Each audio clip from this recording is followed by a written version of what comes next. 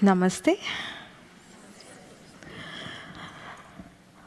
Let me share a fable with you, for stories are ways of immortalizing messages. Two monks, Yesmi and Nomi, are returning back to the monastery after a day of teaching in the nearby village. They were just about to cross the river when they hear a woman crying. Yesmi walks up to her and asks her what was troubling her. She needed to get back to her toddler who was living in the village across the river. Since the river had risen that day, she was feeling miserable that she will not be able to go back to her toddler, and her child would cry for her all night. On hearing her, Yesmi volunteers to help her. He carries her across the river and drops her on the other side. And they continue with their walk. About half an hour into the walk, Nomi, in a very agitated tone, speaks up. He says, "Yesmi, do you know what you have done?" Yesmi calmly looks at him. "Our master said, never look at a woman. You spoke to her.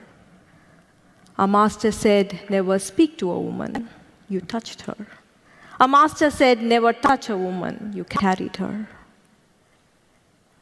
Yesmi calmly looks at Nomi and says, "Yes, that is true, but I have dropped her half an hour ago. It is you who still carrying her." Yesmi and Nomi represent two states of being. Fundamentally, every one of us live only in two states. One is a stressful state. The other is a no-stress state. We call this no-stress state a beautiful state, for that is how life feels when you live free of stress.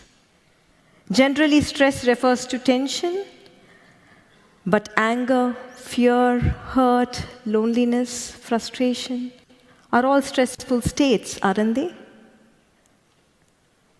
Beautiful state is a state of connection, joy, love, compassion, vitality, and passion. If you're not in a beautiful state, your default state is stress. If you look at the entirety of human life, behind war or peace, cooperation or corrosive politics, love or separation, persistence or failure, finally, happy children or a generation that is troubled. Behind all this is the driving force of these two states. Behind every choice and every action is the driving force of only one of these two states. So the most important choice is, from which state do we want to live our life? From which state do we want to relate to the people in our life? From which state do we want to achieve and fulfill every vision of our life? Sadly, our education, entire system of a society, our parents, our religion do not bring sufficient attention to our inner state.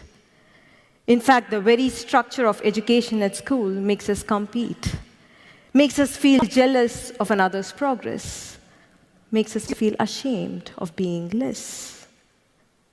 It is a total compromise on the essence of being human. Let us get back to our story again.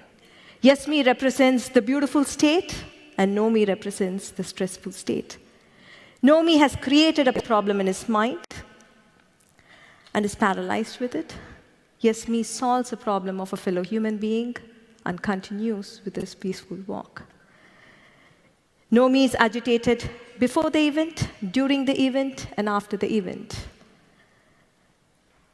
And his thinking becomes incredibly stupid and complicated because of his inner agitation. Yesmi, while in action, is fully present, and once the action is complete, his departure from the situation too is total. In a beautiful state, there is no compulsive rumination of the past or anxiety over the future. It is a state where you experience inner simplicity and the brilliance of an uncluttered mind. It is a state where you are connected to the present. No me is lost. In a stressful state, you are lost. You're disconnected from the others. You might be amidst people, but yet feel lonely. Yes, me is different. He's connected to the lady's plight. He helps her.